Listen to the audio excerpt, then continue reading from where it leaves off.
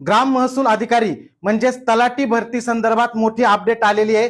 आता याचं मागणी पत्र असेल, जाहिरात असेल किंवा परीक्षा पद्धत कशी असेल याच्याबद्दल आपण थोडक्यात पाहूया।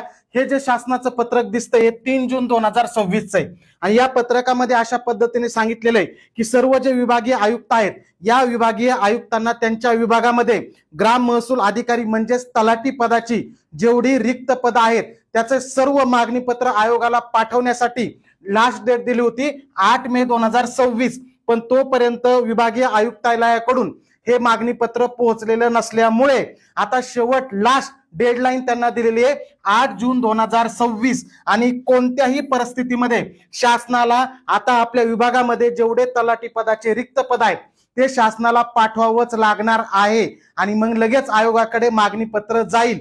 याचा अर्थ काय की 8 जून पर्यंत म्हणजे आता मागणी पत्र 2-3 दिवसात पोहोचेल आणि मागणी पत्र आयोगाकडे पोहोचल्यानंतर साधारणतः 2 ते 4 आठवड्यामध्ये जाहिरात येणं अपेक्षित असतं। पण नेमका तलाठीचा आता एमपीएससीचा पॅटर्न कसा असेल, त्याची परीक्षा पद्धत कशी असेल हे निश्चित केलं जात आहे एमपीएससी कडून आणि साधारणतः पॅटर्न जसा जुना आहे तसाच राहण्याची जवळपास शक्यता आहे।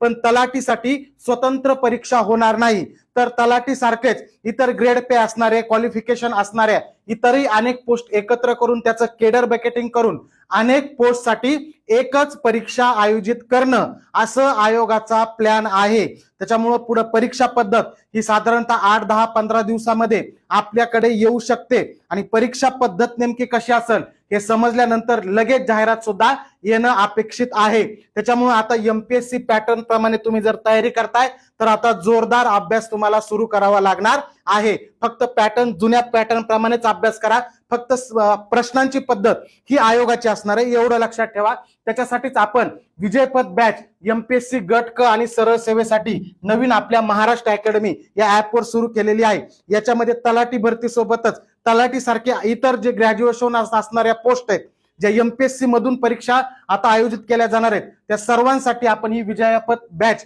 ही सुरू केलेली आहे। दर्जेदार टीम तुम्हाला या बॅच मध्ये मार्गदर्शन करणार आहे। बॅच महाराष्ट्र अकॅडमी या ऍपवर उपलब्ध आहे, सर्वांनी नक्की याचा फायदा करून घ्या।